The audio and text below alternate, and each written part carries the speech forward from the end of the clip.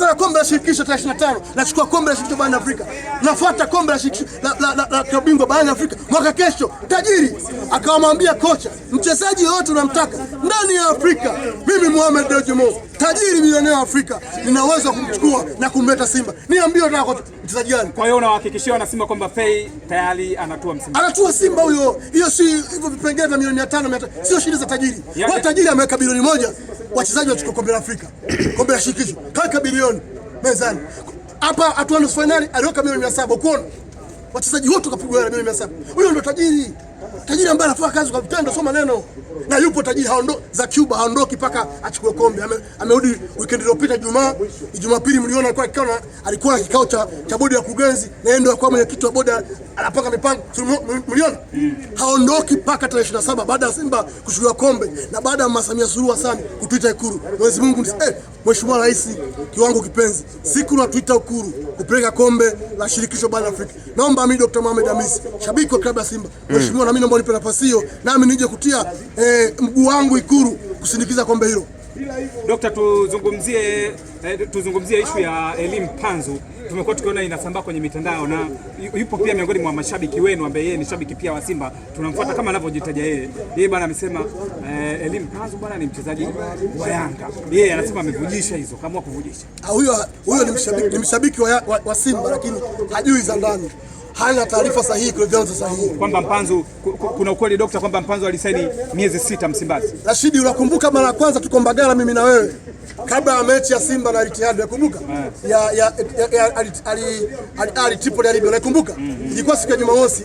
Nikakwambia Elie Panzu Kibisawala amesaini Simba miaka 3 na kesho atakuwa Benjamin Mkapa. Mimi nimewasiliana naye, anatoka Kinshasa Kongo. Anatoka Kongo na ndege zaidi ya kilomita 2000, Kenya kilomita 2244, sawa na maili 918, straight from Congo kuja Tanzania kwa ajili ya kuiona mechi yetu ya kesho. Na kesho uwanjani atakuwa, unakumbuka siku hiyo? Nilikwambia ukanibishia. Lakini kesho yake Jumapili kuna game ya marudiano ya kule group stage qualifier, Simba na Al Tripoli, alikuwa jukwani pale na tukampigia makofi. Kasinya kandarasi 3 miaka 3 ndani ya klabu ya Simba. Huyo ndo mchezaji pekee ambao Yanga wanampigania mpaka wakaamua kwenda kusafiri. Injinia ameenda mara 2 Kongo na ndege kwenda kuongea na mawakala wa Elie Panzu Kibisawala ili dili ile kuliharibu aende Yanga. Mpanzu akamwambia hapana, the only club I know in this Africa, Simba Sports Club. Akawaambia timu pekee anayojua mimi barani Afrika ni Simba peke yake. Akatosa Ubelgiji, kaamua kuja Simba.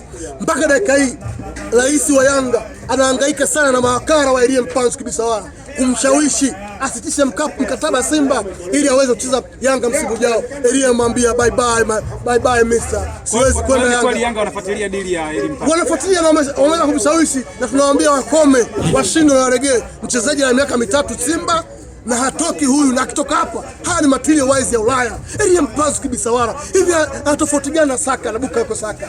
Huyu atofauti gani na Lamine Yamal? Ni bonge moja mchezaji. Yaani ni full package. Elie Panzu kama Lamine Yamal. Kabisa. Wewe unamwonaje? Yaani huyu mchezaji anaweza kucheza siku 3 bila kupumzika. Mechi 3, yani mechi 3 mfululizo. Leo kesho kutwa na bado pumzi ile. Huyo ndio Elie Panzu Kibisawala. Hii quality tunasababisha na Kangalombo. Hii quality tunasababisha na wachezaji wale wa pande ule wanaozeeka kina Pakomwe. Hii ndio maana unaona wenzetu wanasema hatucheze kwa sababu wanaogopa Mpanzu. Kama ni wanaume kweli waje tarehe 15 tucheze. Kama ni wanaume kweli hawa wana Kangalombo, wana Pakomwe, wana Ziki, waje tarehe 15 tucheze. Wanamwogopa Mpanzu, ndio siri na wapo waandishi habari. Mkawahojini. Wale wanaogopa mechi, wanaogopa Mpanzu, hawaogopi TFF, hawaogopi bodi ya ligi, wanaogopa Mpanzu. Tena umemtaja Pacome Zouzoua, ni miongoni mwa wachezaji ambao style yao ya uchezaji ni kama Elie Panzu, kwamba anaweza kucheza kama kiungo ambaye anatokea nyuma, anaweza kucheza kama kiungo wa pembeni. Hapa Mpanzu, hapa Pacome Zouzoua, mpaka akaitwa profesa. Wewe kama daktari, hebu ukijaribu kuwachambua wachezaji hao tofauti wao. Aina yao uchezaji ni sahihi, na pia wanacheza versatile player, wanacheza ni namba nyingi uwanjani. Yaani anaweza kucheza kama kiungo, winga kulia, winga kushoto, ndio the same. Lakini tofauti yake ya Mpanzu na Pacome, Mpanzu nakutajia vitu vingi. Mpanzu ana speed zaidi ya Pacome. Ni zaidi ya Usain Bolt. Unadhuru. Usain ni zaidi ya Jet. Mpanzu ana working ability ya hali ya juu sana. Ni technical ability ya hali ya juu sana. Sanaa ya mchezaji. Unadhuru. Mpanzu ana ile tunaita quick fastness and reaction and brain reaction, maamuzi ya haraka ya ubongo. Unaona katikati ya boxi maamuzi anayofanya, kuamua nipite wapi, ni penetrate wapi, kwa wakati gani, kwa muda gani. Unaona vizuri ile persuasion, unaona vizuri penetration ni zaidi ya alionayo Pacome. Mpanzu ni hatari. Na nne, Mpanzu anaweza kutumia miguu yote miwili, kushoto na kulia, lakini pia anaweza kufunga na kuassist. Hizo ndio tofauti kati ya Mpanzu na nani? Na Pacome. Lakini tumia nafasi hii kuipongeza Wizara ya Michezo ya Habari, Sanaa na Michezo. Kabla hujamia kwa mimi nitarudi nitakukumbusha hapo. Umetaja utofauti wao Elie Mpanzu pamoja na Pacome Zouzoua. Faida zao sasa uwanjani, nani anakupa zaidi? Ananipa zaidi ni Elie Mpanzu Kibisawala, sababu ana full package. Elie Mpanzu Kibisawala unaweza kawa una forward ambaye haderivyo mo amedelay, yeye ana cover nafasi ya forward. Elie Mpanzu unaweza kawa na winga ambaye hawezi kutumia inner half space kwenye wide space ya kushoto au ya kulia, yeye anaitumia hiyo inner half space. Tofauti na Pacome, kwamba Pacome hivyo vitu hafanyi. Elie Mpanzu ni mbadala wa wachezaji wengi, lakini pia ni msaidizi wa wachezaji wengi. Makosa mengi ya wachezaji wa Simba yanafichwa na Elie Mpanzu Kibisawala. Unaona vizuri? Hiyo ndio tofauti kati ya Mpanzu na Pacome. Ni mchezaji wa daraja kubwa sana. Mimi binafsi huyu ni mchezaji wa matili ya Ulaya haya. Pacome tumewahi kuona kwenye mechi ngumu ambazo Yanga wamekamatwa, anaonekana profesa akiingia kama kuna kitu anaongeza, anaamua. Umeliona hilo likitokea kwa Elie Mpanzu, na ni kwenye mechi gani ambazo unasema mnyama alikuwa kabanwa kweli, lakini kupitia Mpanzu akafanya kitu? Mpanzu anaweza asifunge, lakini akatengeneza shambulio likaupelekea goli. Unaona kwa mfano mechi za magoli ya leo.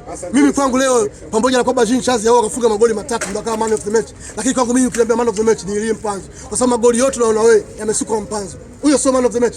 Ni contributor, ni mchangiaji mkubwa wa zaidi ya 80% kwenye mafanikio ya mchezo husika.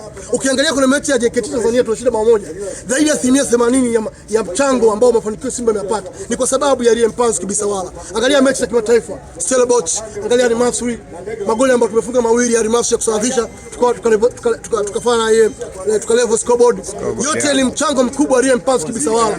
Unaelewa vizuri? Kwa hiyo ni mchezaji muhimu sana. Unaelewa vizuri? Hizi tofauti zao. Kwa hiyo mimi na Mpanzu na Pacome ninakuwa na Mpanzu. Kwa hiyo nisema tu chini jana kuna bajeti ya Wizara ya Michezo na Habari ambayo sisi natuhusu wadau wa soka. Nishukuru waziri wetu wa habari Profesa Kabudi Palamagamba. Yeye na naibu wake waziri mwana FA Hamisi Mohamed Binjuma pamoja na katibu mkuu wa Wizara ya Habari, Sanaa na Michezo Gerson Msigwa, kwa namna ambavyo kazi kubwa naifanya usiku na mchana kuhakikisha michezo ya nchi hii inapanda kwa kiwango kikubwa. Sasa mwaka jana zilikuwa ni bilioni 281 bajeti hiyo, mwaka huu imepanda bajeti mpaka bilioni 500 na ushehe. Makofi mengi sana kwa Wizara ya Habari, Sanaa na Michezo. Hii imeweza kuinflate ili iweze kufika demand, mahitaji ya Tanzania kwenye sekta ya michezo ni makubwa sana. Lakini pia nichukue nafasi hii kumshukuru na kumpongeza Rais Wallace Karia. Na mimi nasema Rais Wallace Karia mtano tena kwa namna ambavyo wanapata kazi yeye na bodi yake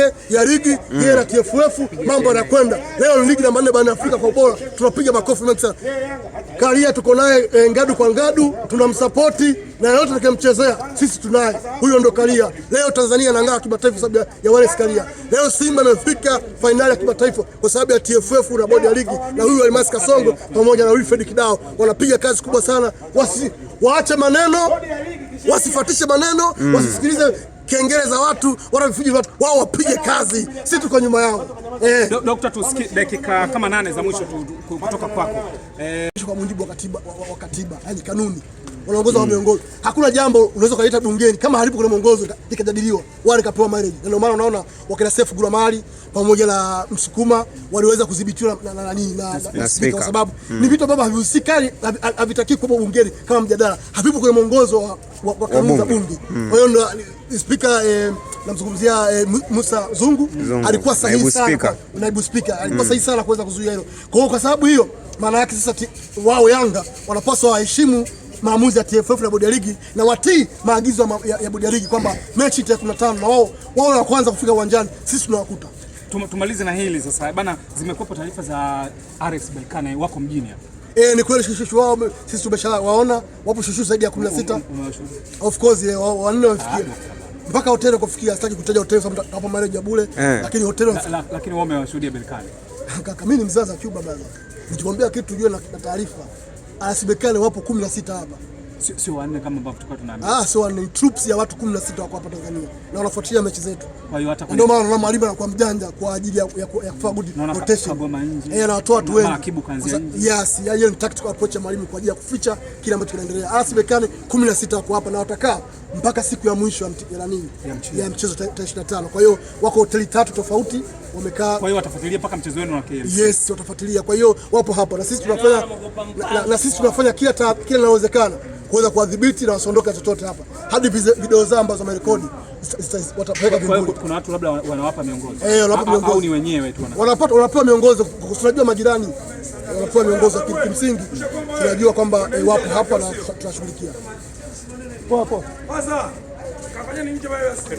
Unapozungumzia moja kati ya application za kibabe nchini Tanzania na Afrika kwa ujumla, huachi kuzungumzia application ya 1xBet, application ambayo itakupa odds za kibabe, itakupa zawadi kemkem kwa yule mtu ambaye anakuwa ni mara yake ya kwanza kutembelea ukurasa huo kwa kupitia promo code ya Kiki08. Pale unapojiunga na 1xBet, basi utapata zawadi mbalimbali ikiwemo kiasi cha mara yako ya kwanza utakachokiingiza katika akaunti yako ya 1xBet utapewa mara 2. Yani mfano unapoingiza shilingi 1000 kupitia kwa mawakala wa 1xBet, basi utapewa 1000 nyingine kama zawadi kwa ajili ya kubetia. Unapoingiza shilingi 5000 ama shilingi 10000, basi utapata mara 2 ya hicho ambacho umekiingiza. Sasa cha kufanya ni kwamba hakikisha una download application ya 1xBet au nenda katika website, andika 1xbet.com, nenda sehemu ya kujisajili, tumia namba yako ya simu au tumia email by phone au by email. Alafu mara baada ya kufanya hivyo, nenda sehemu ambapo wameandika promo code, andika Kiki08, yani KICK 08, andika hivyo. Alafu nenda sehemu ambayo imeandika account, andika taifa lako. Kama ni Mtanzania basi andika Tanzania. Kama ni mtu kutoka nje ya Tanzania basi andika huo utaifa wako. Mara baada ya kutamatisha kwa kuandika utaifa wako, bonyeza okay. Utakuwa umejisajili 1xBet. Sasa fanya mawasiliano nasi 0629 90 97 tutakupa namba ya wakala ambaye ni mwaminifu na mtu makini, ambapo utakapohitaji kuingiza kiasi chako kwa mara yako ya kwanza, basi atakuingizia kwa uaminifu mkubwa. Uwe unaweka 10,000, uwe unaweka 5,000, uwe unaweka shilingi 1,000, basi atahakikisha kiasi chako kinaingia katika akaunti yako. ID number account ni jambo muhimu la kushika. Password yako ni jambo muhimu la kushika. Jisajili kupitia 1xBet, lakini pia Sportskick pamoja na Bongosos. Tahakikisha tunakusogezea mikeka kila siku bure bila kugharamia kiasi chochote. Cha kufanya ni kwamba tutafute katika mitandao yetu ya kijamii, tuambie unahitaji kujiunga na 1xBet, nasi tutakupa maelekezo sahihi, nasi tutakuunga katika magrupu yetu ya WhatsApp pamoja na Facebook, ambapo utapata mkeka muda wowote na utabeti kuanzia kiasi chochote, na ushindi ni 100% kupitia 1xBet. Jisajili sasa na hautojutia. 1xBet, time for Africa.